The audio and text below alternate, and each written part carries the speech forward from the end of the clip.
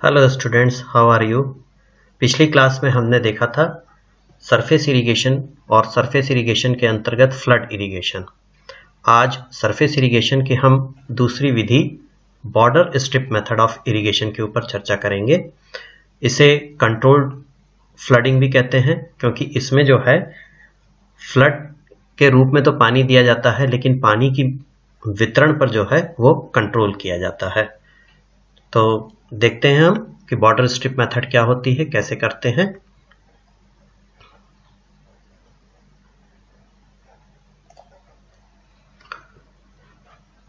In this method, the flooding of water is controlled by dividing the field with several narrow land strips that run over the entire length of the field parallel to its uniformity graded slope. Border strip method में हम इस प्रकार कार्य करते हैं कि संपूर्ण खेत को ढाल की दिशा में हम छोटी छोटी पट्टियों में बांट देते हैं और प्रत्येक पट्टी में जो है वो पानी दिया जाता है। These strips are bordered by shallow ridges और dikes और levees 15 सेंटीमीटर ऑफ हाइट। इन पट्टियों को जो है कैसे बांटते हैं, तो इन पट्टियों के बीच में छोटी सी मेड़ बना दी जाती है या मादा बना दी जाती है, जो कि 15 सेंटीमीटर हाइट की होती है। इस प्रकार हम खेत को इन मेड़ की सहायता से या मादा की सहायता से कई सारी पट्टियों में बांट देते हैं।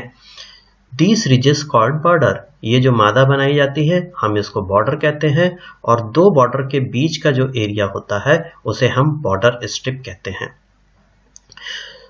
Length of the strip ranges from 30 to 300 metre and width from 3 to 15 metre. ये जो स्ट्रिप होती है अर्थात दो बॉर्डर के बीच की जो क्यारी होती है, इसकी लंबाई जो है 30 से लेकर 300 मीटर तक की हो सकती है और चौड़ाई 3 से 15 मीटर तक की हो सकती है। हालांकि जो कॉमन साइज होती है वो उसकी लंबाई 60 से 90 मीटर होती है और चौड़ाई 6 से 12 मीटर होती है। ये जो बॉर्डर स्ट्रिप की साइज होती है यह डिपेंड करती है स्ट्रीम साइज अर्थात पानी का बहाव कितना है, सॉइल टेक्सचर अर्थात मृदा का गठन कैसा है, और स्लोप ऑफ द लैंड अर्थात ढाल कैसी है। The borders are laid out along the general slope और on the contour। जो स्ट्रिप्स बनाई जाती हैं या बॉर्डर्स का निर्माण किया जाता है ये एक दूसरे के पैरेलल होती हैं, और जो स्ट्रेट बॉर्डर स्ट्रिप मेथड होती है इसमें ढाल की दिशा में बॉर्डर बनाई जाती हैं, और जहां पर कंटूर होता है वहां पे ढाल की विपरीत दिशा में जो है ये बॉर्डर्स का निर्माण किया जाता है। The border strip has little or no cross slope but has a uniform gentle slope in the direction of irrigation। जो स्ट्रिप का निर्माण किया जाता है उसमें एक ही दिशा में यूनिफॉर्म जेंटल स्लोप होना चाहिए और उसमें कोई दूसरी दिशा में जो है किसी प्रकार का स्लोप नहीं होना चाहिए। इस रेखा चित्र के द्वारा हम जो है बॉर्डर स्ट्रिप मेथड को समझने की कोशिश करते हैं। यह मान लीजिए कोई फील्ड एरिया है, इसमें जो है ये ढाल जो है इस दिशा में है। इसमें ऊपर खेत के ऊपरी हिस्से में जो है हम एक मुख्य नाली का निर्माण करते हैं और ढाल की दिशा में जो है हम पट्टियों का निर्माण करते हैं, और ये पट्टियां जो है इस बॉर्डर के द्वारा एक दूसरे से पृथक होती हैं। इसे हम बॉर्डर्स कहते हैं, और ये जो दो बॉर्डर के बीच का हिस्सा है इसे हम स्ट्रिप के नाम से जानते हैं। ये बॉर्डर जो है 10 से 15 सेंटीमीटर ऊंची होती हैं, और ये जो स्ट्रिप्स होती हैं इसकी लंबाई और जो चौड़ाई है ये stream size, land of the slope और सॉइल टेक्सचर और खेत की लंबाई, फसल का आदि चीजों पर निर्भर करती हैं। अब इसमें जो है हम ये मुख्य नाली में पानी छोड़ते हैं। मुख्य नाली में पानी छोड़ने के बाद मान लीजिए पानी इस दिशा से इस आ रहा है, तो सबसे पहले हम इस पट्टी में जो है पानी पिलाने की कोशिश करते हैं जो सबसे दूर होती है। इसके लिए हम यहाँ पर या तो पाइप के द्वारा माध्यम से या इस मृदा में ट्यूब फंसाकर या फिर इस मृदा को यहाँ से हटा देते हैं और पानी का इसमें भरने देते हैं। उसके बाद जब इस पट्टी में पानी भर जाता है तब हम यहाँ पर पट्टी को बंद कर देते हैं और पानी फिर इस पट्टी में खोलते हैं। तो इस प्रकार जो है सबसे पहले जो सोर्स, पानी के सोर्स से दूर वाली पट्टी होती है उसमें सर्वप्रथम सिंचाई करते हैं और उसके बाद क्रमशः नजदीक की ओर आते जाते हैं। यदि यही जो है एक स्ट्रिप का चित्र देखें तो हम इस प्रकार का हमको कुछ चित्र दिखाई देता है। इसमें पानी ये एक स्ट्रिप है, मान लीजिए कोई पट्टी है, तो इसमें पानी यदि मुख्य नाली जो है इस दिशा से इस दिशा में है और जबकि ढाल की दिशा इस दिशा में है, तो यहाँ पर देखिए पानी जो है ट्यूब के माध्यम से जो है या पाइप के माध्यम से इस पट्टी में खोला गया है, जिसे हम एक स्थान पर या 2-3 स्थान पर एक साथ खोल सकते हैं और यहाँ पर अंत में ये हमारे एक ड्रेनेज चैनल बनी हुई है, जिससे कि आवश्यकता पड़ने पर अतिरिक्त पानी का निकास किया जा सके। तो हम इसे जो है इसकी चौड़ाई को स्ट्रिप की चौड़ाई कहते हैं, इसकी लंबाई को हम स्ट्रिप की लंबाई कहते हैं और ये जो है ये किनारा जो है यहाँ पे हम बॉर्डर का निर्माण करते हैं। वास्तविक फील्ड में जो है इस प्रकार का हमको खेत दिखाई देता है। हम खेत को जो है ये ढाल की दिशा है और यहाँ पर सोर्स आ रहा है और यहाँ पर हम इसको कई सारी पट्टियों में बांट देते हैं खेत को। ये पट्टियाँ आपको दिखाई दे रही हैं और फिर यहाँ पर प्रत्येक पट्टी में जो है हम पानी के छोड़कर सिंचाई करते हैं। Features of the border strip irrigation method. Border irrigation method के कुछ फीचर्स इस प्रकार के होते हैं। The land is divided into number of long parallel strips called border strips. खेत को जो है ढाल की दिशा में जो है कई सारी लंबी पट्टियों में जो एक दूसरे के समानांतर होती हैं बांट दिया जाता है। These strips are separated by low ridges called as border। In strips को जो है एक दूसरे से पृथक जो है एक रिज बनाकर या मादा बनाकर या मेड़ बनाकर अलग किया जाता है, जिसे कि हम बॉर्डर कहते हैं। The border strip has a uniform gentle slope in the direction of irrigation. जिस दिशा में सिंचाई दी जा रही है उस दिशा में जो स्ट्रिप है उसमें जेंटल स्लोप होना चाहिए या यूनिफॉर्म स्लोप होना चाहिए। Each strip is irrigated independently by turning the water into the upper end। प्रत्येक स्ट्रिप में पृथक पृथक रूप से सिंचाई करना चाहिए, परंतु यदि स्ट्रीम साइज ज्यादा होती है तब हम एक साथ 2 या 2 से अधिक स्ट्रिप में पानी खोल सकते हैं। The water spread and flows down the strip in a sheet confined by the border ridges। जब पानी स्ट्रिप में छोड़ा जाता है तो ढाल की दिशा में पानी जो है वो स्ट्रिप में यूनिफॉर्म शीट के रूप में बहता है, जो कि दोनों तरफ की बॉर्डर उसको कंट्रोल में रखी हुई रहती है ताकि पानी का वितरण जो है इधर उधर ना हो। During the advance phase the upper part of strip being closer to the source and having longer period of ponding naturally infiltrate more water than the down slope section. अब इस विधि में क्या होता है कि हमने खेत स्ट्रिप में जो है ऊंचे स्थान पर पानी को छोड़ा और पानी को जो है ग्रेविटी की फोर्स के द्वारा ढाल की दिशा में बहने के लिए दिया, तो जहां पर हम पानी का सोर्स खोलते हैं वहां पर अपॉर्चुनिटी टाइम ज़्यादा मिलने के कारण वहां पर पानी ज़्यादा इकट्ठा हो जाता है रूट जोन में, और जो दूसरी ओर की दिशा होती है या स्ट्रिप के अंतिम सिरा जो होता है वहां पर पानी कम मात्रा में पहुंचता है। The narrow width of a strip facilitate uniform advance of the water from its upper to lower end। यदि हम स्ट्रिप की चौड़ाई कम कर देते हैं तो हमको पानी जो है तेजी से आगे की ओर बढ़ता है। Water supply is cut off few minutes before the advancing water front touches the lower end of the strip because the water temporarily stored in the border moves down the strip and infiltrate, thus completing the irrigation। अब border strip से जब हम सिंचाई करते हैं तो इसमें हम एक और काम करते हैं कि फील्ड को जो है हम जब स्ट्रिप में सिंचाई करते हैं तो पूरी स्ट्रिप में सिंचाई करने पानी के पहुंचने के पहले ही कुछ दूर पे जो है हम पानी को कट ऑफ कर देते हैं या उस स्ट्रिप में पानी देना बंद कर देते हैं। इससे यह होता है कि जो पानी यहाँ पर स्टोर हुआ है सोर्स के पास पे वह धीरे धीरे बहकर जो है अंतिम सिरे तक पहुंच जाता है। तो इस प्रकार का कार्य इसमें किया जाता है, परंतु if it is left running for too long then water may run off the end of the border and to be lost in the drainage system. यदि पानी जो है अंतिम सिरे तक बहने दिया जाए तो पानी पूरे स्ट्रिप में ज़्यादा मात्रा में इकट्ठा हो जाएगा, जिसे कि हम ड्रेनेज के द्वारा हमको निकालना पड़ेगा। परंतु यदि कई बार जो है पहले ही बंद कर दिया जाए पानी अंतिम सिरे तक पहुंचने के पहले, तो हो सकता है कि बॉर्डर अंतिम सिरे तक पानी न पहुंचे। इस कारण जो है ये कट ऑफ जो है हमको ध्यानपूर्वक करना चाहिए। इसके लिए मुख्यतः निम्न प्रकार से गाइडलाइन दी गई है। On clay soils, the inflow is stopped when the irrigation water covers 60% of the border। अर्थात जो क्ले सॉइल्स होती हैं जब उसमें 60% तक सिंचाई हो जाए स्ट्रिप में, तब हमें कट ऑफ करना चाहिए। यदि लोमी सॉइल है तो जब 70 से 80% पट्टी का या स्ट्रिप का जो है सिंचाई क्षेत्र हो जाए, तब हमें उसमें पानी देना, उस स्ट्रिप में पानी देना बंद कर देना चाहिए। On Sandy soil the irrigation water must cover the entire border before the flow is stopped. और सैंडी सॉइल्स जो होती हैं उसमें जब तक अंतिम सिरे तक पानी ना पहुंच जाए स्ट्रिप के, तब तक हमें सिंचाई का पानी उस स्ट्रिप में देते रहना चाहिए। अब बात करते हैं स्ट्रिप के लेआउट की। The dimension and slope of the border strips are influenced by the जो डायमेंशन है, अर्थात लंबाई चौड़ाई कितनी होनी चाहिए स्ट्रिप की, उसमें स्लोप कितना होना चाहिए, ये निम्नलिखित बातों पर निर्भर करता है।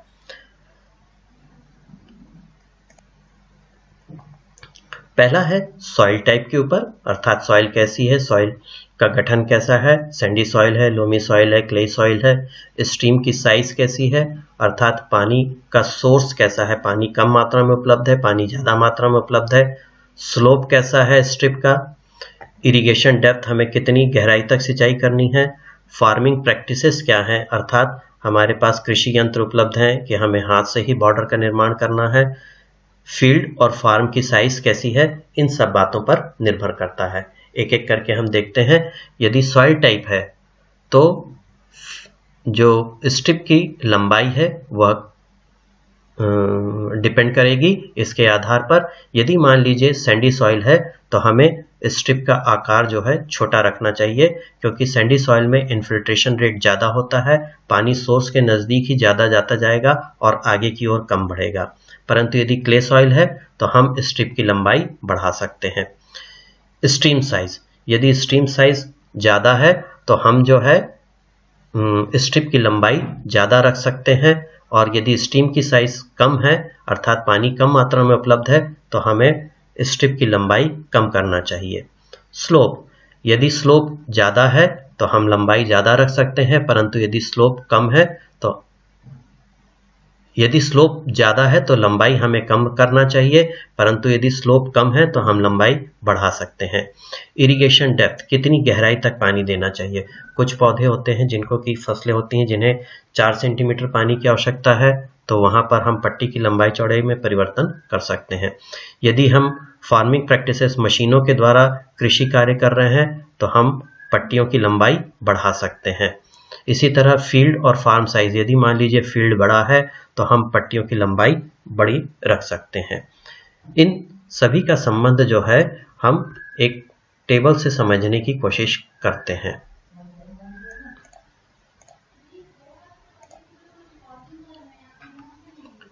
यह एक टेबल दिया गया है जिसमें जो है सॉइल टाइप, स्लोप परसेंटेज, पट्टी की चौड़ाई, पट्टी की लंबाई और फ्लो कैसा है या स्ट्रीम साइज कैसा है, इन सभी का संबंध दिखाई देता है। अब हम इसमें देखें, यदि मान लीजिए स्लोप 0.2 से 0.4% है और सॉइल सैंडी है तो लेंथ 60 से 90 मीटर तक रखते हैं। परंतु यदि हमें क्ले सॉइल है और स्लोप यदि 0.2 से 0.3% है तो लंबाई जो है हम 350 मीटर तक की रख सकते हैं। तो इस तरह हम देखते हैं कि यदि सॉइल टाइप को देखें तो सैंडी सॉइल से यदि हल्की भूमि से भारी भूमि की ओर चलें तो हम पट्टियों की जो लंबाई है, क्यारी की जो लंबाई है, हम इसकी लंबाई में वृद्धि कर सकते हैं। इसी प्रकार यदि हम स्लोप का संबंध देखें, यदि मान लीजिए खाली सैंडी सॉइल है और स्लोप 0.2 से 0.4 मीटर है तो हमें लंबाई 60 से 90 मीटर तक हम रख सकते हैं। परंतु यदि स्लोप बढ़ जाता है, 0.4 और 0.6 होता है, सॉइल टाइप वही है, तो भी पट्टी की लंबाई तो वही है, परंतु यदि स्लोप ज़्यादा हो गया 0.6 से 1.0 हो गया तो जो है लेंथ हमारी जो है वो बढ़ जाती है, परंतु यहाँ पर देखिए आप फ्लो रेट जो है वो कम हो जाता है। तो इस प्रकार जो है हम पट्टी का जो आकार है, क्यारी का जो आकार है, अर्थात उसकी लंबाई और चौड़ाई जो है यह सॉइल टाइप, स्लोप और फ्लो रेट के ऊपर निर्भर करती है कि हम उसमें कितनी रखें। अब बात करते हैं वेटिंग पैटर्न की। It is very important to ensure the adequate irrigation water is applied to the border so that it fills the root zone uniformly. Wetting pattern से मतलब ये तात्पर्य होता है कि हम पानी तो छोड़ रहे हैं ऊपरी सतह पर, लेकिन रूट जोन में पानी कितना पहुंच रहा है, ये इसका वेटिंग पैटर्न कहलाता है। आगे इसको हम चित्र से समझने की कोशिश करेंगे। तो हमारी बॉर्डर इरिगेशन में कोशिश यह होना चाहिए कि रूट जोन में जो है वो एक समान वितरण हो पानी का, परंतु ऐसा संभव नहीं होता है क्योंकि शुरू में जो है वहाँ पर जहाँ पे पानी पट्टी में दिया जा रहा है वहाँ पर पानी की मात्रा ज़्यादा होती है, और जो पट्टी का अंतिम सिरा होता है पानी से दूर होता है, वहाँ पर वेटिंग जोन अर्थात वहाँ पर रूट जोन में पानी की मात्रा कम पहुँचती है। और यह वितरण यदि इसको जो है हम चित्र से समझने की कोशिश करते हैं कि मान लीजिए ये कोई स्ट्रिप है जिसमें जो है यहाँ से पानी दिया जा रहा है और ये एक स्ट्रिप बनी हुई है, ये उसके चारों ओर बॉर्डर बनी हुई है, इधर ड्रेनेज चैनल बनी हुई है और ढाल की दिशा इस दिशा में है। तो यदि इस दिशा में पानी छोड़ा जा रहा है तो पानी जो है इस ढाल की दिशा में आगे की ओर बढ़ेगा। इसे जहाँ पे बढ़ता रहता है हम उसे एडवांस फ्रंट कहते हैं। और ये देखिए यहाँ पर जो है ये हमें वेटिंग जोन प्राप्त हो रहा है, जमीन के अंदर का हिस्सा ये हमारा रूट जोन है। ये ऊपरी सतह पे तो आपको पानी ऐसा दिखाई देगा, लेकिन अंदर पर जो है पानी का वितरण इस प्रकार से होता है। यहाँ पर चूंकि पानी खुला हुआ है, यहाँ पे पानी दिया जा रहा है, इसलिए यहाँ पर पानी इन्फिल्ट्रेट होकर ज़्यादा रूट जोन एरिया कवर करता है, परंतु जैसे जैसे पानी आगे बढ़ता जाता है तो पानी अंदर जो है इन्फिल्ट्रेट होने की मात्रा कम होती है उस समय, और यहाँ पर पानी हमें कम मिलता है। यदि संपूर्ण क्षेत्र में देखें तो हमें वेटिंग जोन जो है बॉर्डर स्ट्रिप मेथड में कुछ इस प्रकार का दिखाई देता है, अर्थात यहाँ पर पानी ज़्यादा मात्रा में होता है, लेकिन जैसे जैसे हम सोर्स से दूर जाते हैं तो अंतिम सिरे पर जो है वेटिंग फ्रंट जो है या वेटिंग जोन जो है हमें कम प्राप्त होता है। ये यदि वेटिंग पैटर्न में हमारी कोशिश ये होना चाहिए कि एक समान वितरण हो, परंतु कई सारी प्रॉब्लम्स होती हैं जिसके के कारण असमान वितरण मिलता है। उसमें से मुख्य कारण इस प्रकार हैं: poor land grading, wrong stream size, stopping the inflow at the wrong time. अब एक एक करके हम इसके बारे में चर्चा करते हैं। यदि लैंड ग्रेडिंग सही ढंग से नहीं हुई है तो हमें पानी का वितरण एक समान नहीं मिलेगा। मान लीजिए ये कोई खेत स्ट्रिप्स में बटा हुआ है, ढाल इस दिशा में है, परंतु इस स्ट्रिप में इस दिशा में भी ढाल बनी हुई है, तो जो हम पानी देंगे वह केवल इस दिशा में ही बहकर जाएगा और ये हिस्सा जो है हमारा ड्राई रह जाएगा। तो हमारी कोशिश ये होना चाहिए कि स्लोप जो है वो पट्टियों में एक ही दिशा में हो और वह यूनिफॉर्म हो, उसमें कोई क्रॉस स्लोप नहीं होना चाहिए, अन्यथा हमारा वेटिंग जोन जो है या वेटिंग पैटर्न हमको असमान मिलेगा, अर्थात जमीन के अंदर पानी का वितरण रूट जोन में एक समान नहीं होगा। इसी तरह से यदि स्ट्रीम साइज गलत होती है, या तो आवश्यकता से अधिक पानी स्ट्रिप में दिया जा रहा है या आवश्यकता से कम पानी दिया जा रहा है, तब भी जो है वेटिंग पैटर्न हमको सही नहीं मिलता है। इसको हम इस प्रकार से देखते हैं। यदि पानी आवश्यकता से अधिक दिया जा रहा है तो यहाँ पर पानी ज़्यादा मात्रा में हो जाता है और पानी ऊपर की सतह पे तो बहुत तेज आपको दिखाई देगा, लेकिन अंदर जो है पानी तेजी से बह के जो है यहाँ से यहाँ की ओर पहुँच जाएगा क्योंकि स्ट्रीम साइज ज़्यादा है, परंतु सॉइल के अंदर पानी जो है उसका असमान वितरण दिखाई देगा। दूसरी तरफ यदि बहुत कम हो स्ट्रीम साइज का वितरण तो पानी यहाँ पे ज़्यादा मिलेगा और पानी धीरे धीरे आगे की ओर बढ़ेगा, जिसके के कारण यहाँ पर वेटिंग जोन भी हमको कम प्राप्त होता है। तो हमें यह देखना चाहिए स्ट्रिप मेथड से सिंचाई करते कि स्ट्रीम साइज सही होना चाहिए। अब हम देखते हैं इन बॉर्डर स्ट्रिप मेथड में कौन कौन से अडॉप्टेशंस होते हैं या किन परिस्थितियों में इसको अपनाया जा सकता है। For high water application efficiency the slope should be gentle and uniform, preferably in the range of 0.1 to 1% for the most of the crop. सभी क्रॉप्स के लिए बॉर्डर स्ट्रिप मेथड में ढाल जो है वह 0.1 से 1% होना चाहिए। This method is suitable in soil having moderately low to moderately high infiltration rate. जहां पर इनफिल्ट्रेशन रेट बहुत कम भी ना हो और बहुत ज़्यादा भी ना हो, वहां पर इस विधि को सफलतापूर्वक अपनाया जा सकता है। It is not used in the coarse sandy soil and heavy soils और these soils have a very high and very low infiltration rate respectively.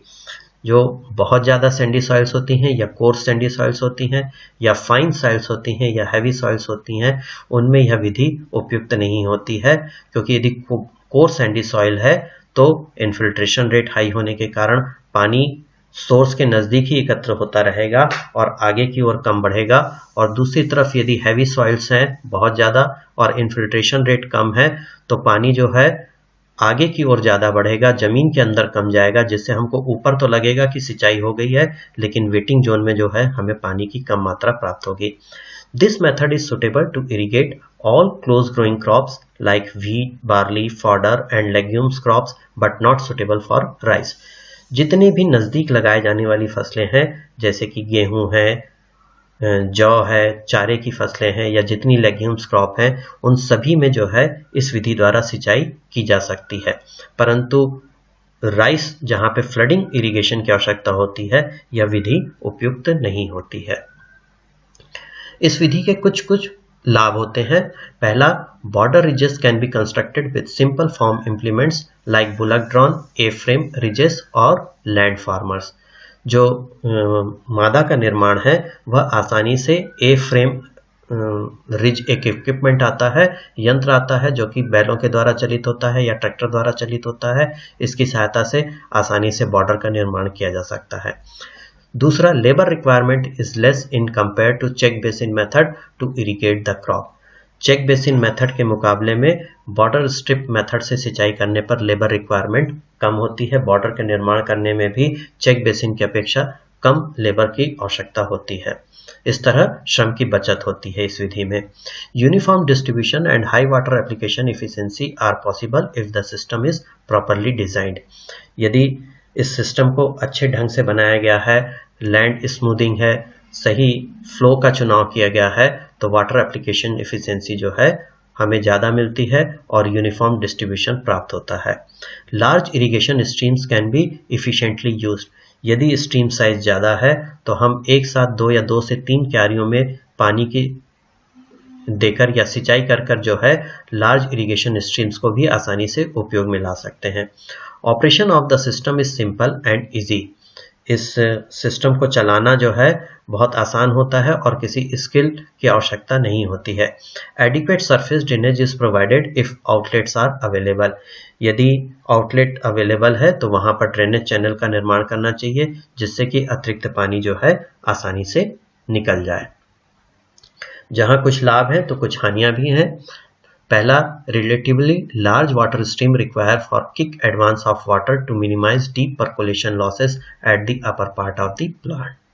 अर्थात हमें जो है अपेक्षाकृत रूप से चेक बेसिन मेथड के मुकाबले में वाटर स्ट्रीम जो है उसका फ्लो ज़्यादा होना चाहिए, ताकि जो है पानी ज़्यादा से ज़्यादा आगे बढ़े और डीप परकोलेशन लॉसेस के द्वारा उसका नुकसान कम से कम हो। Since the length of each plot is longer, wastage of water through deep percolation is common in light soil. जो हल्की भूमि होती है उसमें परकोलेशन रेट या इन्फिल्ट्रेशन रेट ज़्यादा होने के कारण परकोलेशन के द्वारा जो है जल की ज़्यादा हानि होती है। कुछ इसमें लिमिटेशंस भी पाई जाती हैं। Excessive land grading is required, thus high initial cost of land preparation. जहां पर जो है यदि ढाल बहुत ज़्यादा होती है या 2 दिशाओं में ढाल है तो वहां पर जो है लैंड ग्रेडिंग करना पड़ता है, भूमि को तैयार करना पड़ता है, इसमें खर्च ज़्यादा होता है। Proper designing is necessary for high efficiency या इरिगेशन एफिशिएंसी प्राप्त करने के लिए हमारी डिजाइनिंग अच्छी होनी चाहिए। Relatively large flow is required, check basin के मुकाबले हमें जो फ्लो है वह ज़्यादा होना चाहिए। बॉर्डर मेथड जो है, बॉर्डर स्ट्रिप मेथड दो प्रकार की होती है, straight border method and contour border method. जहां पर ढाल बहुत ज़्यादा नहीं होती है वहां पर स्ट्रेट बॉर्डर मेथड अपनाई जाती है और इसमें जो बॉर्डर्स हैं और स्ट्रिप्स का निर्माण है वो ढाल की दिशा में किया जाता है। जबकि कंटूर बॉर्डर मेथड में जो बॉर्डर या स्ट्रिप्स का निर्माण है ये अक्रॉस द स्लोप अर्थात स्लोप के विपरीत दिशा में या आड़ी दिशा में जो है स्ट्रिप्स का निर्माण किया जाता है। और जो जहां पर सॉइल स्लोपी होती हैं वहां पर कंटूर बॉर्डर मेथड का उपयोग किया जाता है। इसको हम चित्र से देखने की कोशिश करते हैं।